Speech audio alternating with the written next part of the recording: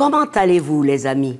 Je vous souhaite toute la joie du Seigneur pour être fortifiés. Nous sommes toujours présents pour engranger la moisson à travers le Club 700 et le pasteur Kofi est fidèle au rendez-vous. C'est un rendez-vous divin, pasteur Kofi. Tout à fait, merci. Et puisse le Seigneur bénir tous nos téléspectateurs et les encourager à rester fermes dans la foi, surtout dans des temps vraiment de grande confusion qui ont sémé la peur. Mais sachez que Jésus-Christ règne sans limitation. En fait, voici le premier témoignage qui concerne Dave et Megan, qui étaient bien mariés, mais une addiction dégradante salissait tout un mariage. Mais regardez leur histoire. Même si j'avais une femme merveilleuse, que nous avions des enfants, et que j'avais aussi un excellent travail, je me sentais seul tout le temps. En fait, j'avais vraiment l'impression d'être le seul à faire face à ce problème. Dave avait un secret. Quand il était petit, il avait accidentellement découvert la pornographie. Cela semblait l'aider à gérer sa solitude. Je me souviens très bien de la femme sur la couverture. Je voyais quelqu'un qui allait me choyer, qui allait prendre soin de moi, qui allait être là pour moi. Mais au lieu de ça, il ne cessa de ressentir de la culpabilité et de la honte jusqu'à l'âge adulte. Même après son mariage avec Meg, il continue à être dépendant de la pornographie. La dernière chose que je voulais qu'on sache, c'était de découvrir ce que je faisais et ce qui se passait en moi. De mon point de vue, notre mariage était normal. Nous avions des stress, des défis, mais nous trouvions les solutions.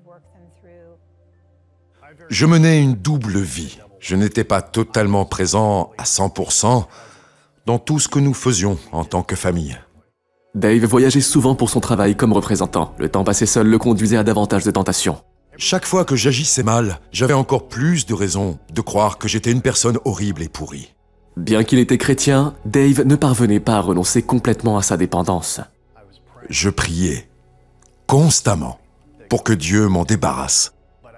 Mais je me décourageais quand la pression ou l'anxiété montait et je choisissais de recommencer. Lorsqu'un ami quitta son poste de responsable d'église à cause de sa dépendance sexuelle, Dave y vit l'occasion de se confesser enfin. Mais je me suis accroché à certaines des parties les plus sombres de mon addiction, par peur qu'elles ne finissent par me quitter. Alors j'ai fait ce que je pensais devoir faire en tant que bonne épouse chrétienne. Je lui ai pardonné et nous sommes passés à autre chose. Dave rejoignit un groupe d'entraide pour hommes dans son église. Mais même là, il avait peur de tout avouer. Je n'étais pas encore honnête à 100%, parce que jusqu'où ma dépendance était allée, je n'entendais personne d'autre parler de cet aspect des choses. Je priais pour que Dieu lui donne la liberté. Je priais pour qu'il puisse se satisfaire de sa femme. Je priais pour qu'il soit intègre dans tous les aspects de sa vie. Meg pensait que leur problème était résolu, mais au cours des 2 dernières années qui suivirent, la dépendance de Dave s'aggrava et la honte resserra son emprise sur lui. Je me suis confessé à plusieurs reprises à Meg, mais il y avait toujours des choses que j'omettais. Et chaque fois que je faisais ça, la dépendance augmentait en intensité. Puis en mars 2001, lors d'un voyage d'affaires, Dave alla plus loin que la pornographie.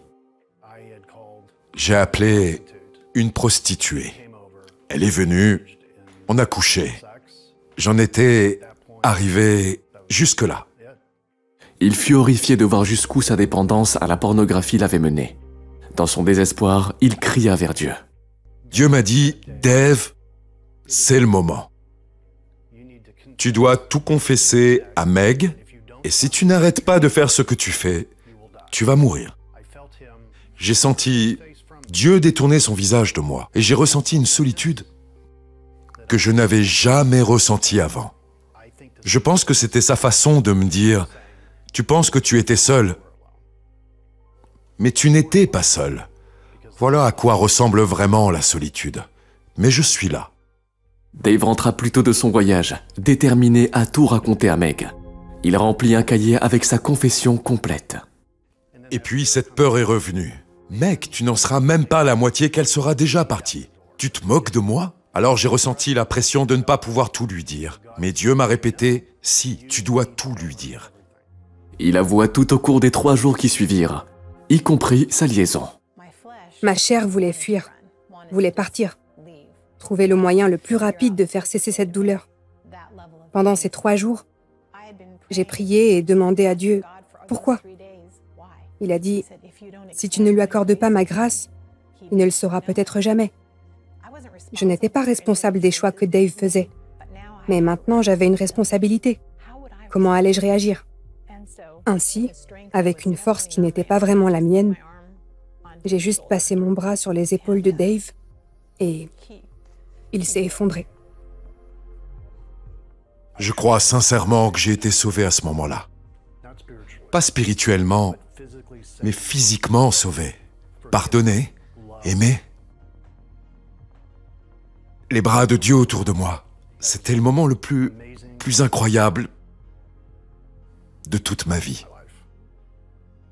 J'ai obéi à l'appel de Dieu qui me demandait d'agir avec grâce. Et je crois que c'est là que le processus de pardon a commencé. Dave et Meg consultèrent tous les deux un conseiller et s'efforcèrent d'être ouverts et honnêtes dans tous les domaines de leur mariage. La route fut longue, mais leur amour, leur confiance et leur engagement l'un envers l'autre sont maintenant plus forts que jamais. Depuis 2009, Dave est libre de la dépendance sexuelle.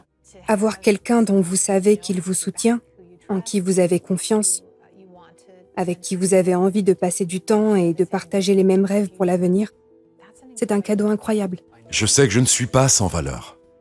Grâce à ce que Dieu a fait pour mon rétablissement, mais plus important encore, pour mon mariage. Je suis marié à ma meilleure amie. Tout ce que Dieu a fait pour nous, il peut le faire pour vous. Eh bien, les amis, voilà les conséquences de ces addictions qui détruisent les couples et rendent les familles malheureuses. Il faut surtout ne pas s'enfermer dans la honte, mais confesser vite et chercher à obtenir vraiment de l'aide pour entrer dans la grâce et le pardon de Dieu. C'est ce que Dieu a fait pour la restauration du couple de Dave et Megan, comment il a restauré cette vie et cette famille. C'est très important, les amis. Plusieurs personnes aujourd'hui vivent dans les marécages du péché et aussi de la honte et un grand sentiment de rejet. Mais Dieu ne nous rejette pas. C'est pour ça que nous faisons ces émissions, pour vous montrer que l'amour de Dieu est inconditionnel. Il suffit seulement de se tourner vers le Seigneur et d'obtenir l'aide au moment opportun. Il est là pour vous. Donc soyez encouragés et tournez-vous vers le Seigneur. Ça, c'est très important, mes amis. Mais ne nous quittez pas. À tout de suite.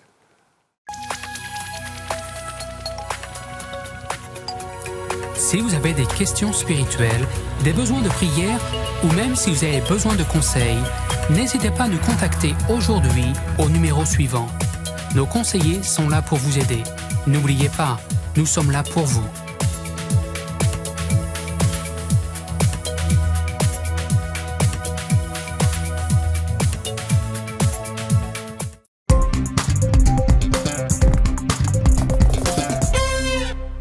Eh bien, les amis, vous faites bien de nous retrouver pour écouter Charlemagne Sobia et Massy parler du mariage.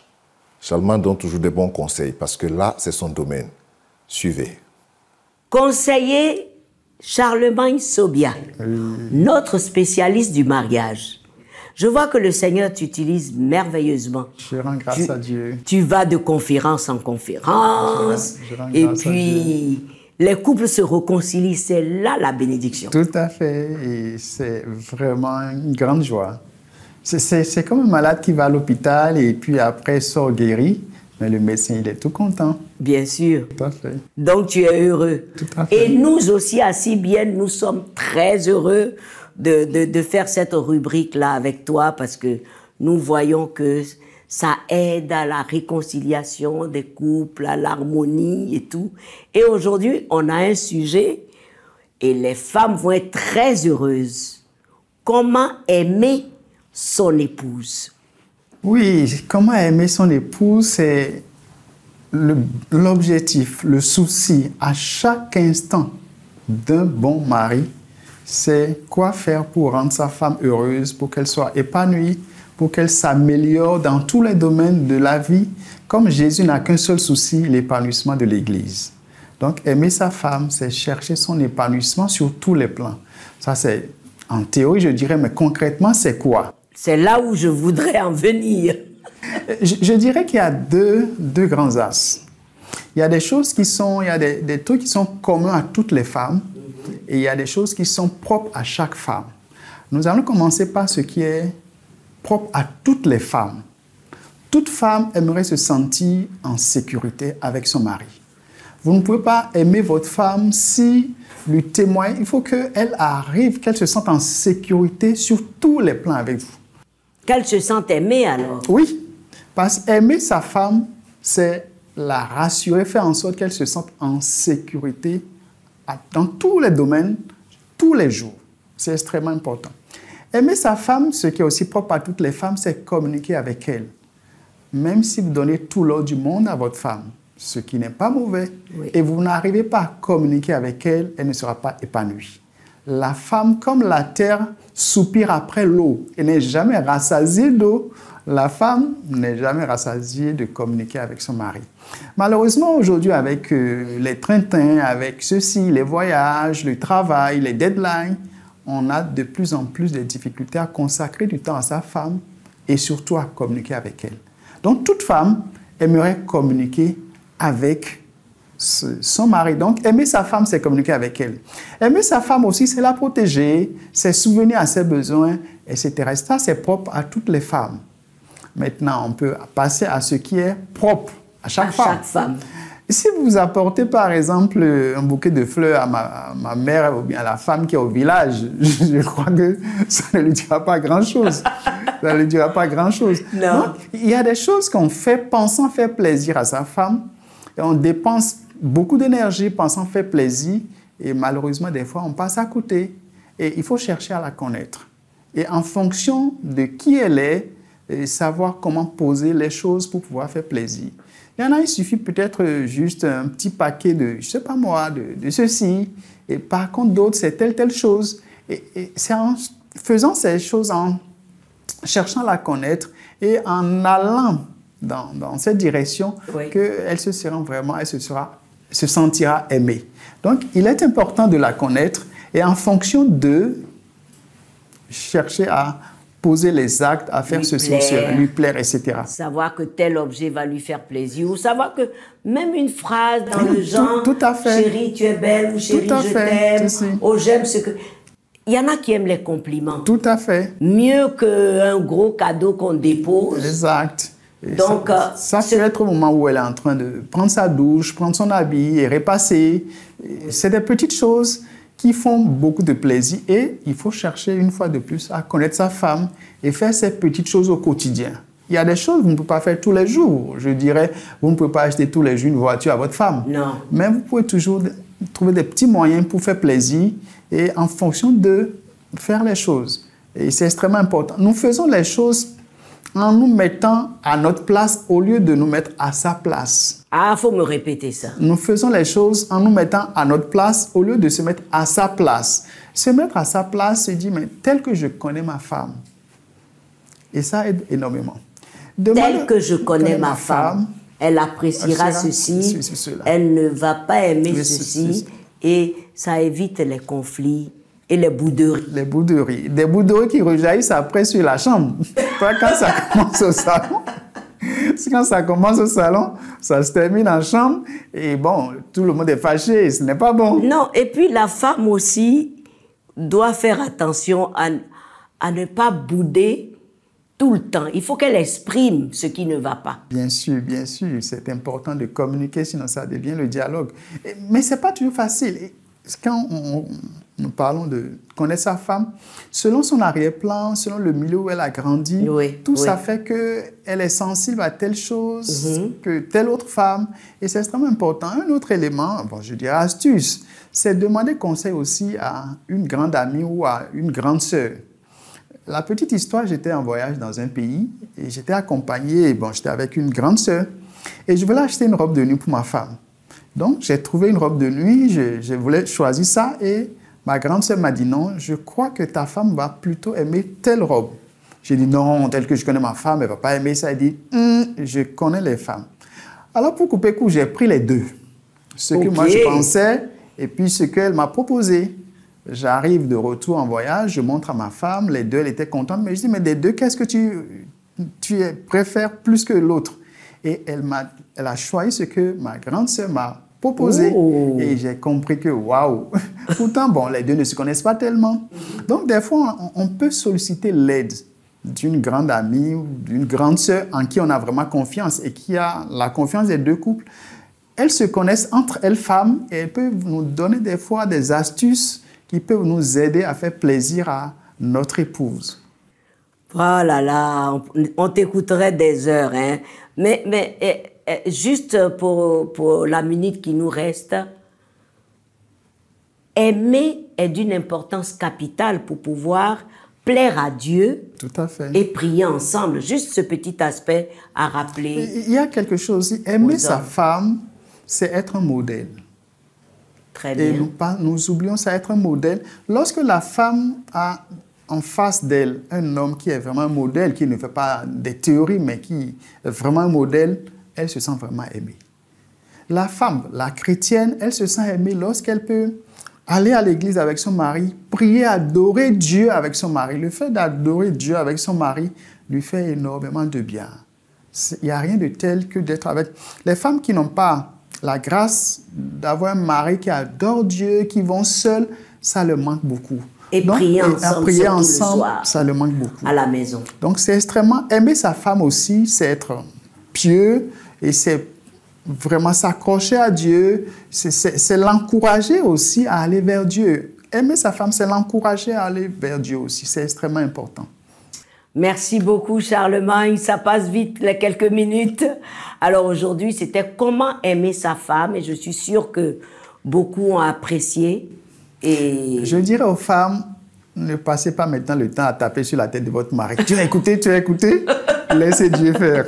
Merci beaucoup. Merci beaucoup, les amis. Nous nous retrouvons dans quelques instants. Ne nous quittez pas, à tout de suite.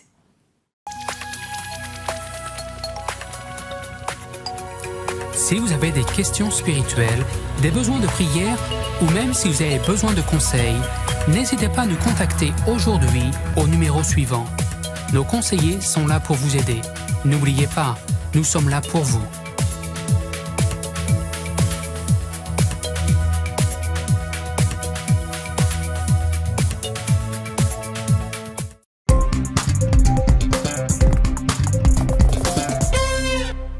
Merci de rester avec nous au Club 700. Voilà.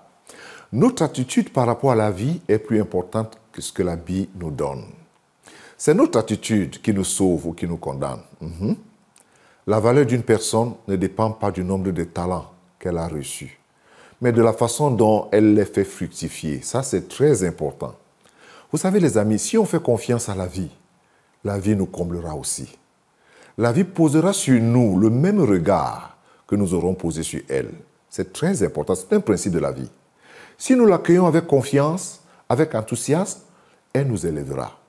Mais si nous faisons preuve de méfiance et même de rejet, elle nous rejettera aussi. Quelqu'un a dit, ne compte pas les jours, mets-les plutôt à profit. C'est ce que quelqu'un disait. Pour les courageux, ils ont tout simplement ignoré l'hypothèse d'un éventuel échec, car ils savent qu'on ne peut jamais être heureux et accompli à moins de suivre ce que nous désirons faire. La Bible dit ceci, « Celui qui observe le vent ne sèmera point, et celui qui regarde les nuages ne moissonnera point. » C'est dans Ecclésiaste 11, le verset 4. La vie peut être une belle aventure, même avec toutes ses incertitudes, ses hauts et ses bas. Ou alors, tu peux faire de ta vie une corvée. Car ceux qui se confient à l'Éternel renouvellent leurs forces chaque jour. Ils prennent le vol comme les aigles, ils courent et ne se lassent point, ils marchent et ne se fatiguent point. C'est dans Ésaïe 40, c'est très important. Alors je voudrais revenir sur quelque chose, les amis.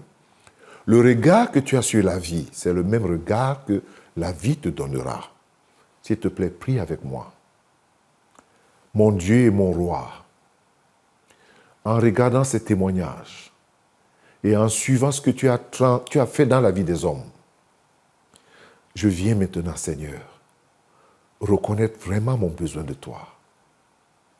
Et je te prie, Seigneur, de visiter mon cœur corrompu, de visiter mon cœur tordu, de visiter mon cœur malade. Oui, Seigneur, Jésus est mort sur la croix pour moi. Et en ce moment même, en te demandant pardon, j'ouvre ce cœur à ton amour pour que cet amour me transforme. Seigneur Jésus, change ma vie. Change ma vie comme tu as changé la vie de plusieurs personnes dont je regarde les témoignages en ce moment. Merci Jésus. Amen et Amen. Je prie aussi maintenant pour toi qui est en train de me suivre et qui a suivi cette histoire. Seigneur, je ne sais pas par quoi quelqu'un est en train de passer en ce moment. Je ne sais pas la douleur ou la peine. Je ne sais pas, Seigneur, la souffrance. Mais je crois que tu veux guérir quelqu'un en ce moment. Je crois même que tu es en train de guérir quelqu'un en ce moment. Et je prie, Seigneur, toi le Dieu de toute compassion, aie compassion à cette personne. Et pour cette famille en particulier, Seigneur. Oui, je te l'élève. Du haut de ta grâce, Seigneur, touche, restaure, délivre et guéris. Je te le demande dans le nom de Jésus, uniquement dans les mérites du sang de Jésus. Amen et Amen. Je pense que tu peux remercier le Seigneur pour ce qu'il a fait pour toi en ce moment. Et une chose que je te donne comme conseil, aie une Bible et lis les promesses de Dieu pour toi. Que Dieu te bénisse et qu'il te bénisse abondamment. Merci. Amen Seigneur et merci pasteur. Regardons ensemble les bontés de Dieu pour cette petite fille de 12 ans avec sa mère veuve et les parents vivaient au Cambodge où le Covid a créé famine, laissant la famille dans le manque total. Regardez. Depuis que la pandémie du Covid-19 a frappé le Cambodge, Rachna, 12 ans, sa mère et ses frères et sœurs furent contraints de rester à la maison. Je ne vais pas à l'école. Mon école et mon professeur me manquent. La mère de Rachna, Somali, est veuve et élève seule ses 4 enfants. L'absence d'école pour les enfants est déjà difficile, mais à présent, Somali n'a même plus de revenus. Je ne savais pas quoi faire. Quand le coronavirus a frappé, l'endroit où je travaille a été fermé. Depuis, je n'arrive pas à trouver de travail. Parfois, nous n'avions pas de quoi manger. Cela m'inquiétait beaucoup. Nous avons cueilli des plantes dans l'étang pour que maman nous fasse à manger, mais après les avoir mangées, nous avons tous eu la diarrhée pendant toute la journée. Puis ils n'eurent plus rien à manger. Nous n'avions pas de riz. J'ai vu maman pleurer. Je l'ai serrée dans mes bras et j'ai pleuré aussi. Maman a emprunté de la nourriture à un voisin. Nous n'avons mangé qu'une fois par jour pendant toute une semaine. Lorsque l'association Orphans Promise de CBN a pris l'existence de Rachna et de sa famille, nous leur avons fourni des colis alimentaires ainsi qu'aux autres personnes touchées par le confinement dû au Covid.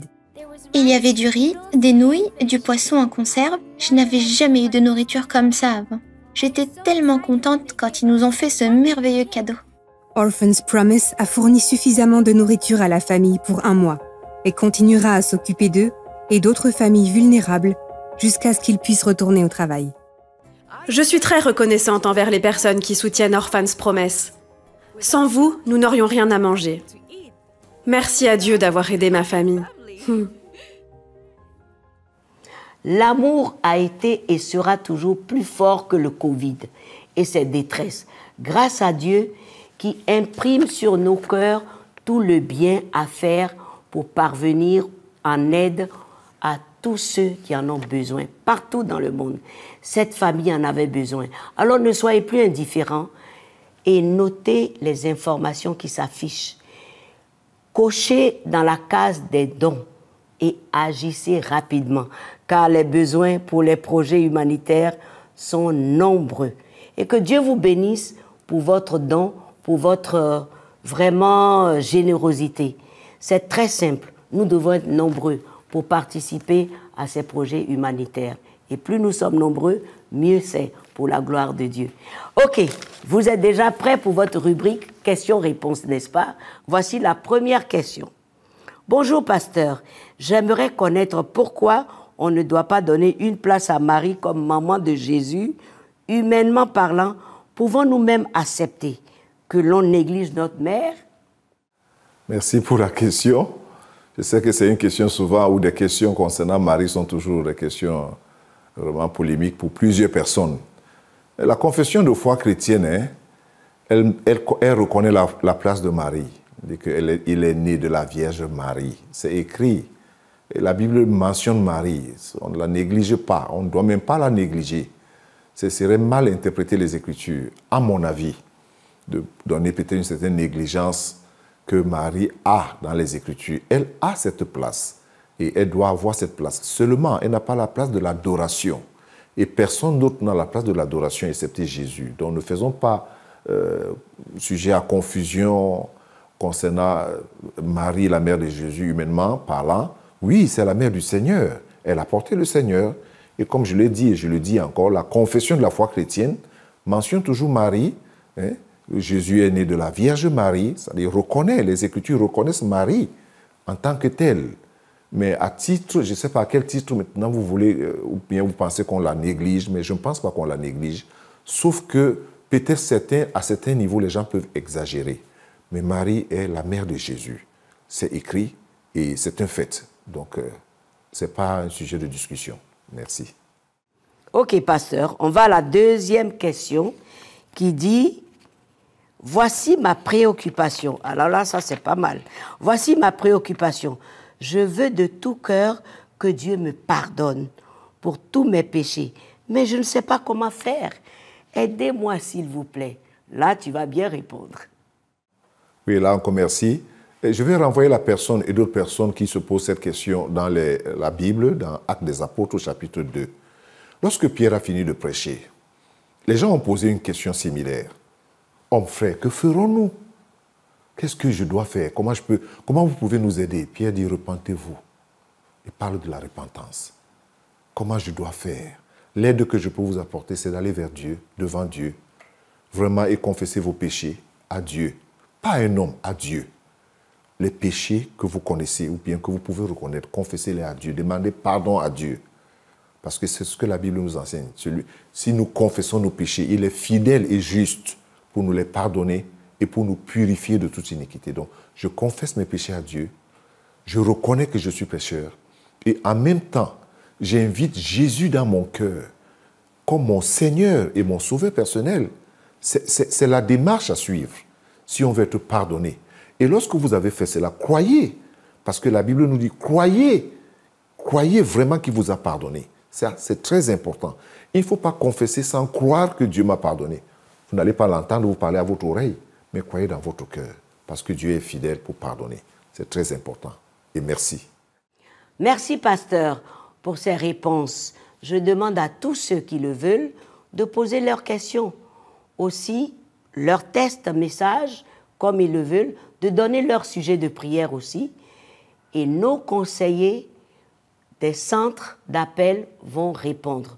Nous vous disons au revoir avec cette parole du Seigneur dans Psaume 125. Le sceptre de la méchanceté ne reposera pas sur le lot du juste, afin que le juste ne tende pas les mains vers l'iniquité. Vraiment, c'est une parole certaine et profonde. Le Seigneur est juste. Retenez cela et demeurez tous bénis. Vraiment, demeurez bénis. À très bientôt.